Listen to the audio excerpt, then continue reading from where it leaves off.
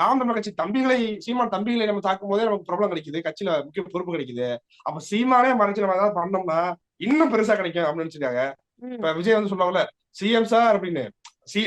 அந்த சிஎம் சாருங்கிறத வந்து நீங்க நாம் தமிழர் கட்சிக்காரர்கள் அந்த பிரபலம் அப்படிங்கிறத புரிஞ்சு பாத்தீங்கன்னா, அடுத்த நம்ம பிஎம் சாருங்கிற அளவுக்கு நம்ம பிரபலம் ஆகணும் அப்படின்றக்கான என்ன சீமான் அவருடைய வண்டியை மறைச்சிருக்காங்க.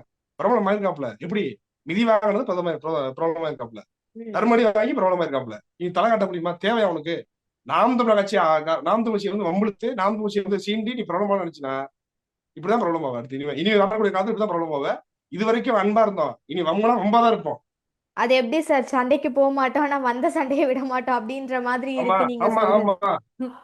வன்முறைக்கு எதிரான வன்முறையும் அகிம்சை தான். நம்மளா போய் வன்முறை செய்யல, நீ வன்முறையை எவனே திணிக்கிற, திருப்பி உனக்கு அவனத்தை தந்தவனுக்கு திருப்பி கூட எங்க தலைவர் சொல்றாரு, ம். நீ எந்த மொழியை எனக்கு பாடம் சொல்லி தெரியும் அதே மொழி திருப்பி நானும் உனக்கு பாடம் சொல்லி தரேன், அவ்வளவுதானே. இதை வன்முறை நீ எடுத்துக்கிறீங்க எப்படி?